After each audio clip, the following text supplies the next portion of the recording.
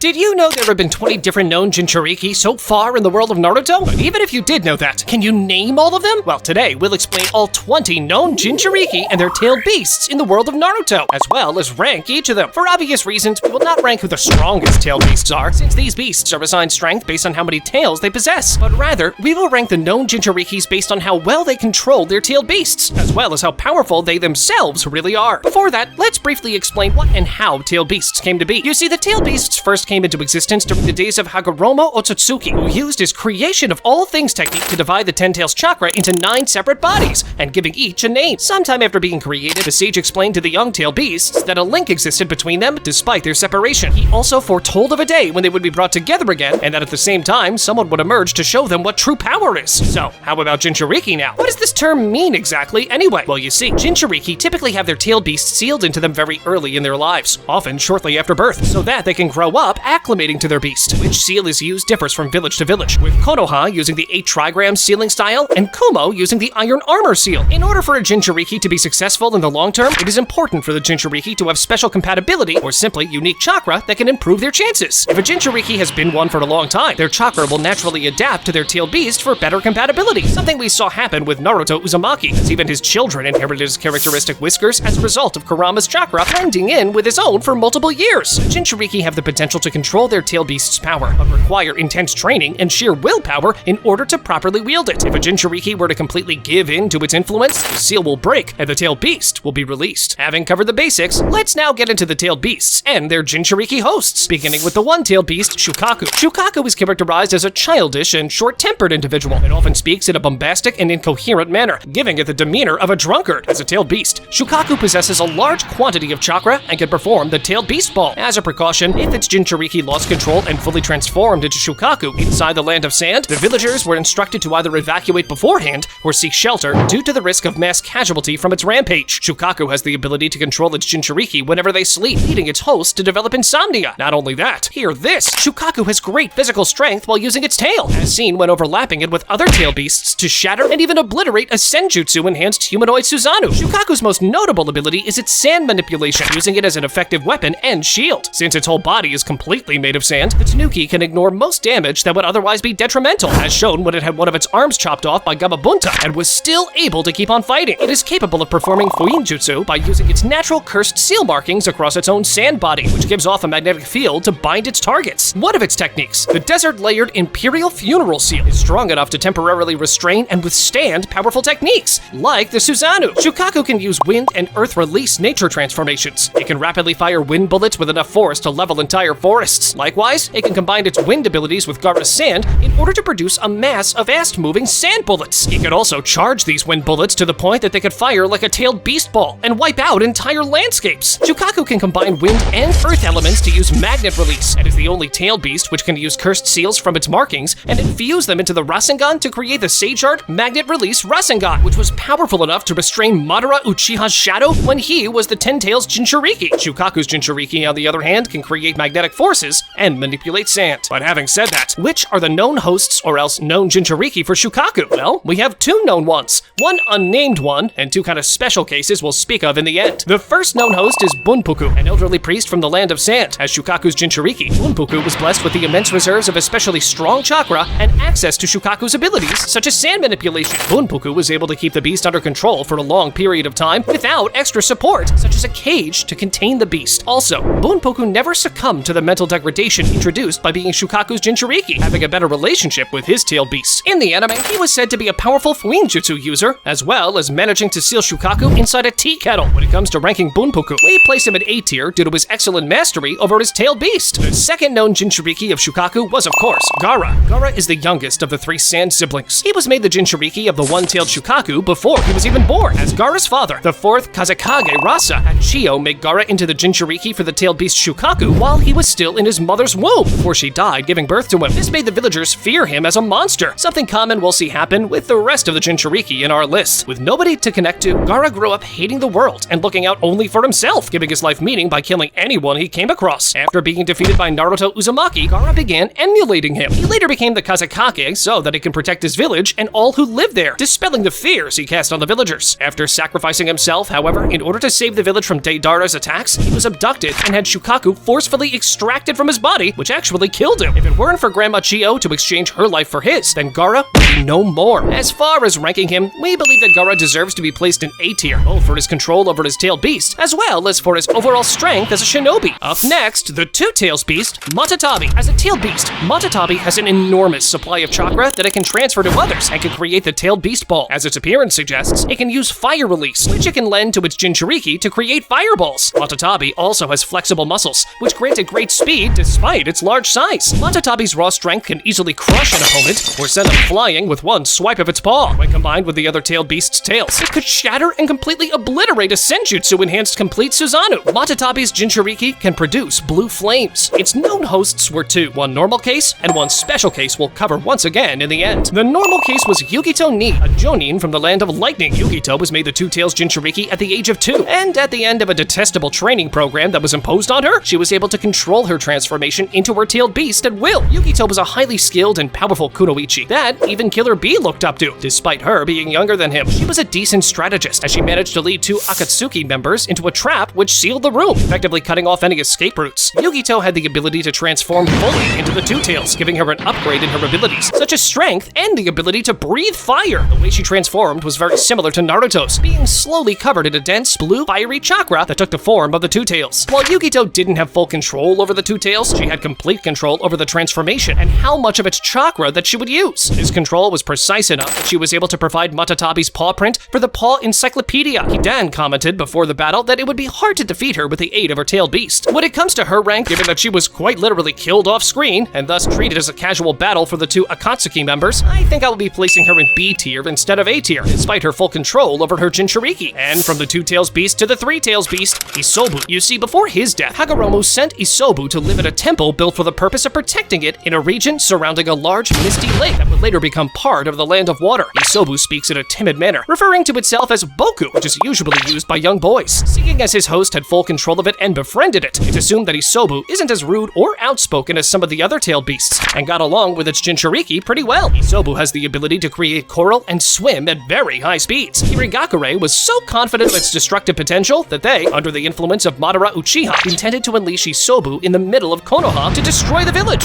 As with any tailed beast, Isobu is effectively immortal, and when it dies, it will eventually revive. In the anime, it could produce a hallucinogenic mist that exploited the victim's insecurities and forced the victim to face them. Isobu can roll into a ball to move about quickly and attack its opponents, making full use of the protrusions on its shell. Isobu's tough skin and shell also granted additional defense, allowing it to withstand nearly all forms of attack. It could also use any of its 3 spiked tails to strike its opponents and break through most defenses. In the anime, Isobu's only known physical weakness is its eye. As tough as its skin and shell are, it cannot harden its eyes, and thus seems to keep one closed at all times. In the anime, Isobu's abilities were greatly elaborated upon. It could create shockwaves to repel attacks and produce large tidal waves around it, enabling it to overwhelm Gurren's crystal release several times over the course of their battle. When Isobu ate something, thousands of miniature versions of itself would attack what was eaten within its stomach, presumably to speed up the digestion process. It was also shown capable of space-time ninjutsu, materializing an entrance to a separate dimension in which it could hide its presence until it was ready to return to wherever it chooses. As a turtle, Isobu has an affinity for water release. In the anime, it is shown to fire powerful water blasts that are capable of destroying an entire cliffside. A special ability that Isobu grants to its Jinchuriki is that it allows him or her to materialize coral. When it comes to its Jinchurikis, we have 2 known ones, and once again a special case we'll cover at the end. Who is the first known one? You see, Rin was forcibly made into the Jinchuriki of Isobu as an elaborate scheme by the Land of the Mist to destroy her village. Rin, however, would ultimately sacrifice herself to ensure the safety of the people she loved. Or, you know, better put, Kakashi left a big hole in her heart. Literally. When it comes to ranking her, I think anything other than D tier would mean going easy on her. After all, she really didn't do anything with her tailed beast other than cause depression to both of her best friends. The second known Jinchuriki of Isobu is Yagura, the 4th Mizukage. Yagura is chiefly remembered for a bloody, despotic reign that contributed to Kirigakure being well known as the Bloody Mist. Yagura was able to incorporate his large, hook-ended club into his water-release ninjutsu, which allowed him to create water mirrors that can reflect attacks by rotating the mirror 90 degrees, causing the reflections to emerge and materialize from the mirror to collide with the mirrored targets. A truly fearsome and insanely overpowered ability, if you ask me. As these reflections use the exact same technique as their counterpart, regardless of its type, they repel all attacks successfully. However, upon contact, the reflections disperse into water. In the anime, Yagura also was proficient in wind release, able to swiftly dispel a thick fog with a strong gust. As the 3 tails Jinchuriki, Yagura was granted a significant amount of of chakra and stamina from the beast. He was also one of the few people regarded to have achieved full control over their respective beast. He displayed a partial transformation into the Three Tails, being able to manifest one of its tails. Furthermore, when attacked and immobilized by Beast Clone, Yagura transformed into his version 2 form to escape being sealed. As such, he could perform the Tailed Beast's ultimate technique, the Tailed Beast Ball. In the anime, Yagura had enough control over this form to prove it was powerful enough to survive Amaterasu, albeit Yagura was left severely injured. In this form, Yagura was able to perform Coral Palm, a technique which causes corals to grow on any surface he chooses. When used on opponents, it restricts their movements and eventually immobilizes them. When forced to transform into his full Three Tails form, Yagura was able to move with both tremendous speed and force by simply curling himself up into a ball. Even with a small capacity Tailed Beast Ball, Yagura is able to harness all the power into one spot, in which he can fire to cause severe damage. When it comes to ranking Yagura, I think both his overall strength, the fact that he was a Kage, and the fact that he had full control over his Tailed Beast suggests that Yagura should be placed in A tier. On to Son Goku. No, not that one. This one has 4 tails instead of 4 stars Dragon Ball. You see, Son Goku is a very prideful Tailed Beast, as it detests being called by the name Four Tails and boasts about its lineage. It also hated humans, due to the fact that the humans had enslaved it, and believes that apes are more intelligent than humans. However, when talking about the Sage of Six Paths, it showed him great respect, being that apparently they had a very deep relationship together, never forgetting his final words. As far as abilities-wise,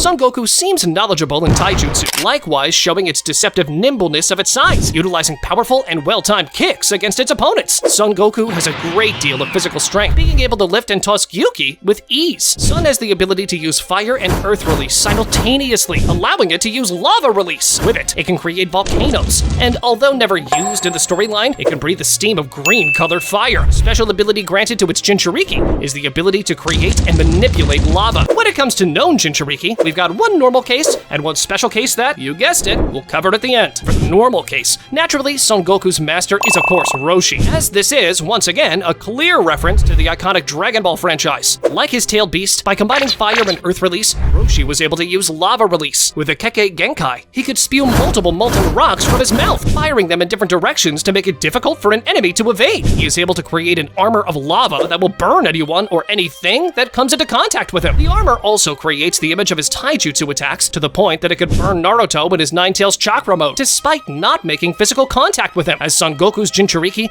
Roshi was granted a significant amount of its chakra and stamina. The full extent of his control is unknown, but he could fully manifest the beast to cast a Tailed Beast Ball. Since we do not fully know the full extent of his control over his Tailed Beast, let's just go ahead and place Roshi in B tier. And moving on to the 5 Tails Jinchuriki, Kokuo. Naturally, as a Tailed Beast, Kokuo possesses a massive amount of chakra and can use it to create a Tailed Beast Ball, similarly to the other Tailed Beasts in our list. Its willpower was incredibly strong, as it was the only Tailed Beast who broke free, although briefly, of Toby's control. Kokuo also possesses great physical strength and uses its horns in combat, showing enough ramming force to injure and knock Gyuki a considerable distance away. By combining water and fire nature chakra to create boil release, Kokuo was able to increase the temperature of its chakra to its boiling point. This ability forms the basis of what is referred to as steam-based ninjutsu, granting itself or its Jinchuriki overwhelming physical strength. When in use, this ability causes the Jinchuriki to emit copious amounts of steam from their body. Its Jinchuriki has the special ability to produce steam. When it comes to known users, we have one normal case and one special case that, you guessed it, we're gonna cover in the end. You see, the normal case of the Jinchuriki for the 5 Tails is Han, a shinobi from the land of Earth. Han was recognized worldwide for his prowess with steam ninjutsu due to his war efforts, and his speed in taijutsu during his lifetime was considered the greatest in the world. He was also notable enough to be reincarnated by Kabuto during the 4th Great Shinobi War. Han's fighting style seemed to revolve around taijutsu. He covered his body in a special armor with a furnace on his back that stores large amounts of steam, borrowed from Kokuo's boil release, the simultaneous mixture fire and water nature chakra, which boils Han's chakra to the highest temperature. By regulating the amount and pressure of the steam, Han can severely magnify his physical strength and the force behind his physical attacks. The power behind his steam-enhanced strength was enough to send Naruto in his Nine Tails chakra mode flying into Killer Bee, with such force that both were launched across a significant distance in the forest. As Kokuo's Jinchuriki, Han is granted a significant amount of chakra and stamina from the beast. While Han wasn't credited as having full control of his Tailed Beast, he was able to enter Tailed Beast mode without physical physically transforming to cast tailed beast balls. When it comes to ranking him, I think C tier fits him quite well, given that he did not really master his control over his tailed beast. Which is next? The Six Tails beast, Saiken. You see, after Hagoromo released him in the wild, during the First Shinobi World War, Hashirama Senju captured 8 of the tailed beasts and sold Saiken to the Land of Water as a sign of friendship and to ensure a balance of power amongst their new villages. The tailed beast would end up being sealed within its Jinchuriki decades later. In the anime, Harusame tried and failed to remove Saiken from within his student, intending to save his Utakata from being a living weapon for their village. Utakata, however, having not heard what his master had said to him, later came under the assumption after the incident that his master had tried to kill him. This failed removal resulted in Utakata transforming into Saiken and killing Harusame. Saiken has shown the ability to emit corrosive substances that can instantly disintegrate its target on contact in the form of liquid or gas. He is also seen having a great deal of tremendous durability, able to withstand being thrown a great distance by Kurama. Saiken possesses an affinity for water release. It can expel a sticky, adhesive substance from its mouth, which is capable of trapping its targets. In the anime, it can use soap bubble ninjutsu. Its Jinchuriki has the special ability to produce corrosive alkali. So yeah, we already briefly mentioned the one known Jinchuriki, Utakata. As a matter of fact, Utakata is the only normal Jinchuriki in our list, with the other case being the special case we'll cover at the end. So who exactly was Utakata? You see, he was actually a rogue ninja from the Land of Water. In the anime, he was shown to be agile and nimble in battle, a skilled sensor-type ninja, skilled enough to be able to notice Naruto's unusual chakra. He is also knowledgeable in tracking and herbal remedies. Utakata fights using soap bubble water release ninjutsu. He primarily relies on the bubble line style, performed by combining his water release with a unique kind of bubble-blowing relic. He was able to mix Saiken's acid in with his bubble ninjutsu, and in the anime showed proficient skill and knowledge in its normal application of water release, with feats like expelling strong streams from his mouth. Although he is not one of the four mentioned to be able to fully control their tailed beast, Utakata is able to use the power of each level of Saiken's chakra up to the full 6 tails form, like Yugito Ni. Utakata is able to make his body extremely malleable, as well as slither and coil around targets with great speed and efficiency, making it difficult for others to catch him. He also showed the ability to extend his tails for a long-distance attack. So, what's his rank? Well, with everything said, I'd probably place him in B tier. And on to 7 tails next, Chomei. When it comes to abilities, by using its wings, it can emit blinding powder and has the ability to fly. It also utilizes insect-based attacks, such as biting or ramming its horns into its enemy. In the anime, it could also create a cocoon, which could slow down chakra absorption techniques. It has immense durability, able to withstand being slammed into the ground by Kurama. Its Jinchuriki has the special ability to fly, and in the anime, creates silk that can suppress chakra absorption techniques. Once again, we have one normal known Jinchuriki and one special one. The normal case is Fu, a kunoichi from the Land of Waterfalls. Under Shibuki's tutelage in life, Fu became an extremely skilled shinobi with a high level of battle prowess, being able to effortlessly defeat a giant scorpion. Surprise attacks are her specialty. In the anime, she can use a transmission technique which allows her to communicate with her allies silently and at long range, with the technique making a howling wind-like sound. She can create webs that can heal her allies without any contact or movement, and can use webs to produce a net-shaped prison to ensnare and carry targets. She can also produce a cocoon that can slow down or halt chakra absorption techniques. In the anime, Shino Aburame noted that Fu's chakra signature is similar to a bug-style ninjutsu. The full extent of her control is unknown, but in the anime, she could use a partial transformation to form her beast's tails as wings to fly on her lower back. She has demonstrated to be very nimble whilst in flight, being capable of outmaneuvering several of Killer Bee's attacks. She can also attack her opponent with a powerful bite upon entering a version 2 mode. When it comes to ranking her, since there are way better Jinchurikis when it comes to both overall strength as well as controlling their tail beasts, I think a fair rank for her would be C tier. Okay, so let's get serious now, because now we're moving on to the 8 tails, Gyuki. You see, this beast has been in the possession of the Land of Lightning for decades, where it's been sealed into many Jinchuriki. Gyuki is characterized as a tough and serious individual, and often speaks in a somewhat rude dialect. It was noted by Kisame and Kurama to be the second most powerful of the 9-tailed beasts, and of course, that's obviously true. Even the 3rd Raikage, hailed as the greatest shinobi in Kumo's history, formed a special team to subdue and seal it during its various rampages. It can rapidly spit its tentacles to create an enormous tornado, or wrap them around its body for protection against enemy attacks, even holding back the 10-tail's massive tailed beast ball. However, the tentacles can be severed by sharp attacks with enough force. It's strong enough to devastate an entire valley, penetrate 9 barriers without exploding, and even push the 10-tail's own tailed beast ball back into its body. Going with its octopus theme, it can produce ink to blind its enemies or form ink clones to seal them, and as a result of that, Yuki's Jinchuriki can produce ink. There were 4 known normal Jinchurikis for Yuki, with 2 special ones. 2 of the normal cases were just mentioned by name. These were Blue Bee's father and Blue Bee's uncle. The other 2 were Blue Bee and Killer Bee. When it comes to Blue Bee, although nothing has been seen of his abilities in the manga, the would-be 4th Raikage hailed him as a highly skilled shinobi with a natural aptitude for ninjutsu. jutsu. He was also presumably skilled in kenjutsu, as he carried a sword around with him. In the anime, his talents as a shinobi and Jinchuriki were great enough that Kabuto chose to reincarnate him for the 4th Shinobi World War. He was also shown to be a sensor-type ninja, able to detect Yuki's chakra within B, despite his successor not accessing the Tailed Beast's chakra at that time. Blue B possessed immense reserves of powerful chakra, while never obtaining complete control of Yuki's power. Blue B was known for his impressive use of it. When he was alive, he was able to use partial transformation by manifesting one of Yuki's tails. As far as ranking him, probably B tier would be fair. And now, moving on to the last Jinchuriki of 8 tails, Killer B. As the guardian of Kumo, and having long since mastered his unique powers, Killer B is an extremely powerful shinobi, strong enough to give Sasuke quite a few holes in his body, to say the least. Even more than that, he's one of the few individuals to achieve complete control of his tailed beast. Because he has a strong relationship with Yuki, it can aid B by disturbing his chakra to dispel genjutsu, or granting B more of its own chakra, making it more of a willing partnership than actual dominance. B can easily access and utilize version 1 and 2 transformations with all 8 tails, and even his most powerful form, the tailed beast mode, all of which while retaining complete control of himself. In this state, he can fire multiple tailed beast balls and generate powerful tornadoes by spinning its tentacles rapidly. B can also regenerate any of Yuki's tentacles if they are lost. This ability, however, does not extend to its horns, as one of them was cut off by A. If we had to rank Killer B, then we believe he rightfully deserves to be placed in A tier. And finally, we reach everyone's favorite, the Nine-Tails Kurama, that had by far the most known hosts. You see, Kurama is the strongest among the nine-tailed beasts, but centuries of being regarded as a mindless monster and sought after as a tool for war caused Kurama to hate humans. Kurama can unleash destructive roars, capable of dispersing a massive Rasengan, knocking back 5-tailed beasts at once, and destroying entire city blocks, as shown when he used it against Konoha. Even when limited through Naruto's version 1 and 2 states, they were strong enough to destroy an entire bridge and repel Pain's Shinra Tensei, respectively. Kurama also has adept sensor skills, able to detect chakra from a great distance, and uniquely able to sense negative emotions, as well as natural energy, which it could accumulate and transfer to Naruto to create Senjutsu chakra. In the anime, it is shown using wind and fire release nature transformations, being able to generate twisters and breathe fire. Kurama's Jinchuriki can quickly regenerate and detect negative emotions. So, now let's see its known users, beginning with Mito Uzumaki. Not much is known about her fighting skills, but Kushina hailed her as a powerful kunoichi. She was exceptional at Fuinjutsu, able to seal the entirety of Kurama within herself. Even for an Uzumaki, she had an especially powerful and unique type of chakra, making her well suited to suppressing the Nine-Tails. After becoming a Jinchuriki, she gained access to even greater reserves of extraordinarily strong chakra. When it comes to rank, we'll be placing her at C tier. Next up, Kushina Uzumaki. You see, Kushina was very talented and knowledgeable in the art of Fuinjutsu, which she later taught to Minato. From her clan, she inherited sealing techniques to seal a tailed beast within a target, which could also be enhanced. With her chakra, Kushina could materialize adamantine sealing chains, which were strong enough to restrain and subdue the Nine-Tails. She was able to use the nature transformations of wind, water, and yin release. As the Jinchuriki of Kurama, Kushina could access the tailed beast's massive chakra reserves, although she was never shown doing so voluntarily, out of fear that the seal would break and the fox be set free. At some point in her life, she was required to stay within a certain area of Konoha to keep the seal strong, watched over by 2 guards and forbidden from leaving the sealing barrier's confines. Whenever Kushina would leave said area unattended, she would risk the Nine-Tails chakra leaking out, quickly cloaking her in a version 1 state where she would attack friend and foe alike, though she was able to regain her senses with Minato's help. As Kurama tried to possess her, the cloak would evolve straight to version 2, with at least 8 tails, given that she was not really capable of controlling Kurama to the fullest, but on the other hand strong enough to contain it without leaking out for most of her life. We would probably have to rank her in B tier. Here, we should point out that Minato was also partially a Jinchuriki for Kurama. How is that possible? Well, hear me out. Minato became the Jinchuriki of the Kurama's yin half shortly before his death, though it wasn't until his reincarnation that he could make use of it. Unlike most tail beasts, the Nine-Tails offered no resistance to cooperating with Minato, granting him immediate access to Nine-Tails chakra mode, which impressed all spectators. Minato's form was slightly darker, with different markings than Naruto's, but otherwise identical in appearance and abilities. He could use chakra arms, enter tailed beast mode, create tailed beast balls, and perform stronger versions of his usual techniques. Minato would later lose access to its power after having his half of the Nine-Tails stolen by Black Zetsu. When it comes to rank, since he was not full nor a perfect Jinchuriki, let's just place him in B tier. Moving on to Naruto Uzumaki. Not many remarks needed for him. As we all know, this guy is probably the best Jinchuriki in the world of Naruto, as the things he achieved with Kurama, and not just Kurama for that matter, were unprecedented. I mean, hear this. Not only are Naruto and Kurama fighting as one by the time of the Naruto Shippuden anime, but in Boruto, they go even a step further than that with Baryon mode. In this state, his facial features become even more akin to Kurama, with 9 blazing chakra tails, which he can use in a similar manner to tailed beast chakra arms to catch and bind opponents or objects and deflect attacks. When in use, it dramatically boosts Naruto's reflexes, raw might,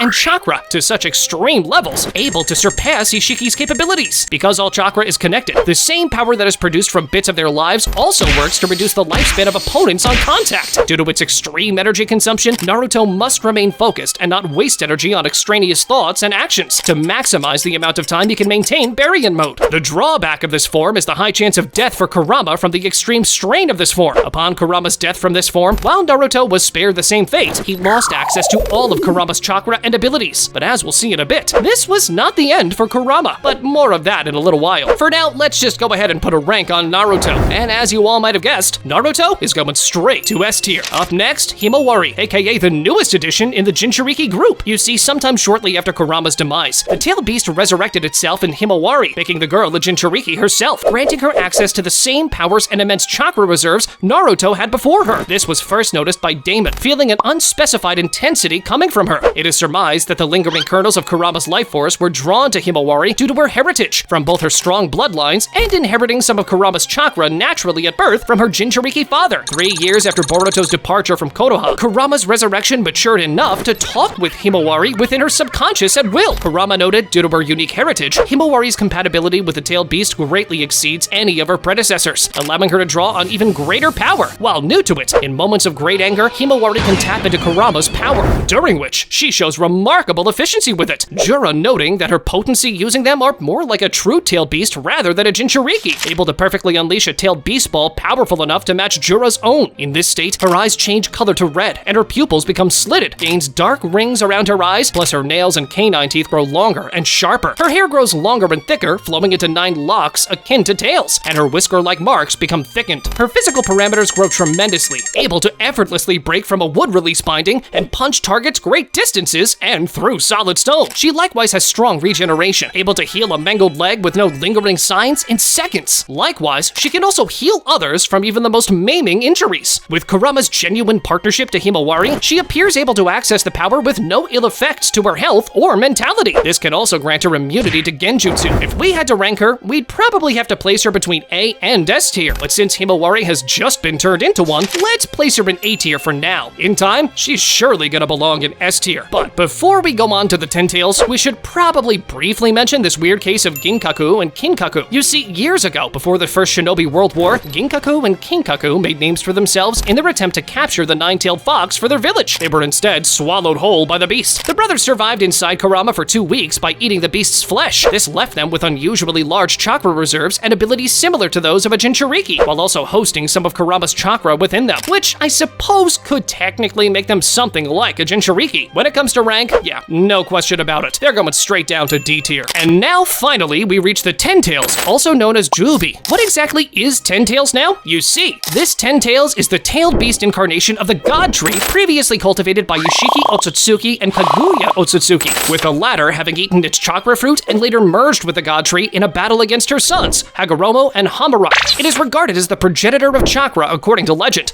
and is tied to the tale of the Sage of Six Paths and the birth of Shinobi. To end the beast's rampage, the sage became the Ten Tails Jinchuriki and later split its chakra into the nine-tailed beasts to prevent it from causing further harm. Centuries later, its revival became the objective of Madara and Obito Uchiha, who both sought to become the beast's Jinchuriki in order to further their objectives. Considered to be the source of all chakra, the Ten Tails has massive and overwhelmingly powerful reserves that are capable of bringing total despair and destruction to the world. The Ten Tails cannot be sensed through traditional means, as it gives off the same sensations as the natural energy circulating throughout the world. It is also capable of manipulating that natural energy. Moreover, after amassing its chakra, the Ten Tails' roar can stir a series of massive natural disasters spanning the continent. The Ten Tails also has the ability to manipulate and alter its own body to some extent, allowing it to regrow lost limbs, purge burning flesh from its main body, and form additional hands to grab enemies navigating on its surface. In its final form, the God Tree's roots can extend and capture enemies as large as tailed beasts in order to absorb their chakra, turning humans into desiccated corpses in a matter of seconds. Its Jinchuriki can shape these roots into other forms, such as giant wooden dragons. When the bud at the top of the tree blooms and the eye within is revealed, the infinite Tsukuyomi can be activated. Those who are caught in the infinite Tsukuyomi and attached to the roots of the tree are, over the course of years, gradually reduced to shells of their former selves, and ultimately becoming white Zetsu. The Ten Tails Jinchuriki Jinchuriki can fly, create truth-seeking balls, and awaken the Rinne Sharingan. But before we move on to its Jinchuriki, we should probably talk about the second known Ten-Tails. You see, in Boruto, we saw yet another Ten-Tails, although for this one, we know minimal things so far. My best guess is that it was probably planted in another world and then brought to Earth. When Code was betrayed by Ada and Damon, he retreated to the Ten-Tails holding pen and decided to use the beast to destroy his enemies. He used claw marks to tear off pieces of the Ten-Tails, reforming them into smaller humanoid beings to serve as his soldiers. When it comes to its known Jinchuriki, as in the first one we saw in Naruto Shippuden, we have 3 known ones. The first is Hagoromo Otsutsuki. You see, after growing up, Hagoromo found out about the evil plan of his mother Kaguya, and along with his brother, fought against their mother. After defeating her, they sealed her on the moon, while Hagoromo sealed the Ten-Tails in him before splitting this beast into the 9 known beasts we explained already, which means that temporarily, Hagoromo was the Ten-Tails beast. So, given his overall strength and control over his tail beast, naturally, Hagoromo goes straight into S tier. The second known Ten-Tails Jinchuriki is Obito Uchiha. You see, Obito sealed the Ten-Tails into his body during the 4th Shinobi World War. Upon becoming its Jinchuriki, all of the previous damage to his body was healed, and he became stronger, faster, and nearly impervious to damage. As the Ten-Tails Jinchuriki, Obito could fly and create chakra arms. He could produce trees through which he could fire tailed beast balls, and later create and control the Ten-Tails tree form in preparation for becoming the infinite Tsukuyomi. He was unable to use Kamui's intangibility while the Jinchuriki, however, something that used to probably be his strongest weapon. As the Ten-Tails Jinchuriki, Obito was able to use truth-seeking balls, 10 black orbs comprised of all 5 elemental nature transformations, and yin-yang release. He could even create the Sage's Sword of Nunoboko, with which Obito claims he could lay waste to the world. Here, we should point out that before becoming the Jinchuriki of the Ten-Tails, Obito technically became the Jinchuriki of 1-Tails and 8-Tails during the war. When it comes to rank, we obviously place Obito in S tier. And now, the final Jinchuriki, Madara Uchiha. After sealing the Ten-Tails into his body, Madara had immediately gained complete control over the beast, which was stronger than when it was first revived due to having all of the 8-Tails and half of the 9-Tails chakra sealed within it,